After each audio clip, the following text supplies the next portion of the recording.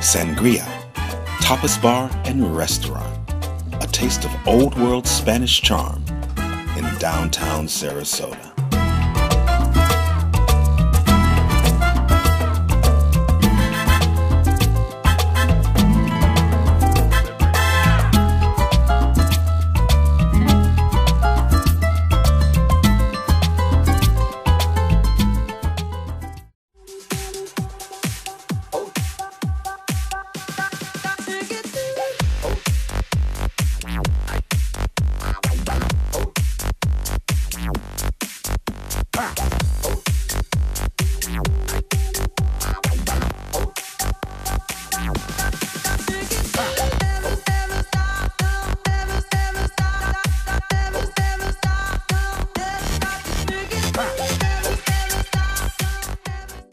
I want to take a few minutes and talk to you because you have an interesting story. You were born in the United States. You were born somewhere else, and born in a country that's not known as being one of the wealthier countries in the world. But you brought something really special with you from your country, and I've noticed that with other people that are from Jamaica as well. It's something very special about the people from Jamaica. Do you still feel it inside your soul, the Jamaican spirit? Do you still feel that? I think when you have something that's natural or innate, you don't think about it, so I don't really know what that means. All I know is I have 4 siblings that were born in England, and two of us were born in Jamaica, and our attitudes are different, even though they... In what way? Well, they grew up with refrigerators and indoor plumbing and can have pretty much everything they wanted. And we were very, very basic, very rustic. And I think that helped to create a different spirit inside you. We also had more fresh fruits and vegetables that grew naturally in the yard.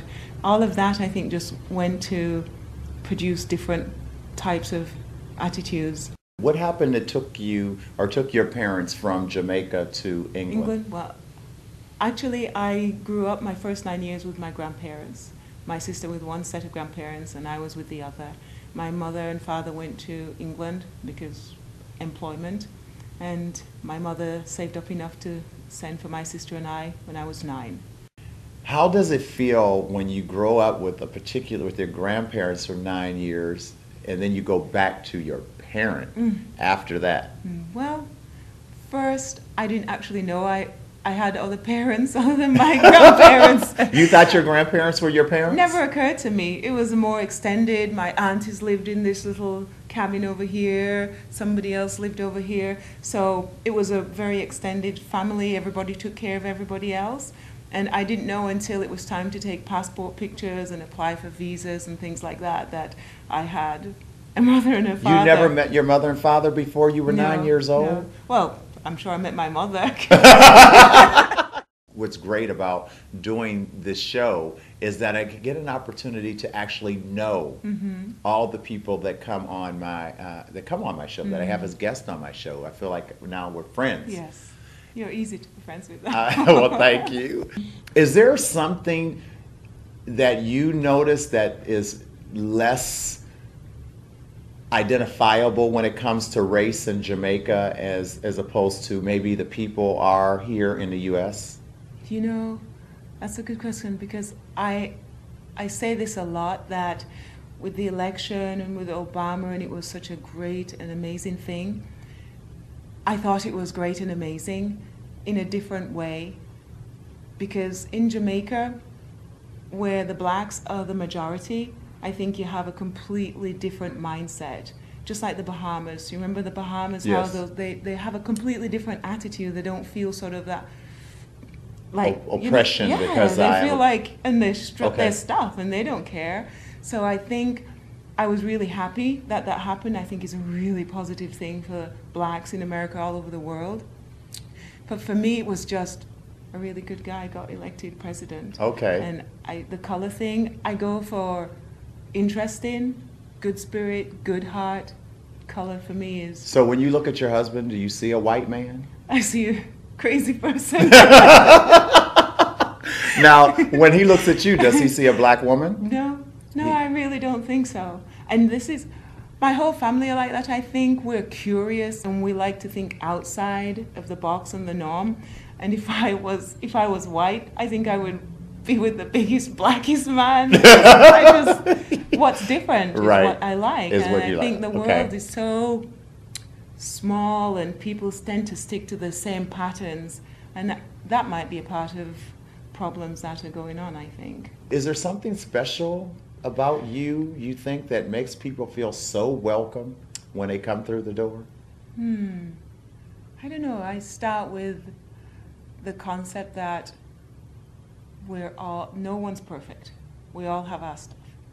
And try not to judge anybody because, first of all, I think I'm not perfect. And I think it's because I don't have an issue with money. People having so we have millionaires and billionaires coming in here. We have blacks, we have whites, I think they're just people, and what they have, their financial or their political, doesn't really matter. And I think people can sense that. Is there a certain connection or a certain spiritual feeling that comes from allowing your hair to dread and grow out? Well, first, it is real. That's one of the first questions people ask. Is your hair real? Everyone thinks it's braid and weave or something. And I try to be as natural as possible. Oh, maybe it's because I'm lazy, but I think it's really because I don't feel comfortable putting all that effort into. I feel the less I do out here, the more I have to do in here. Wow. To make that be. Wow. Does that make That's sense?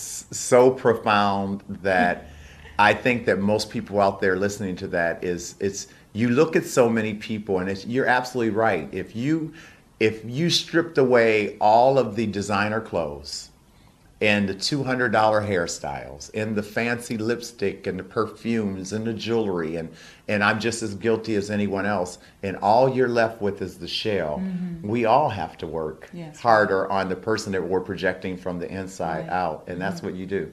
If there was anything that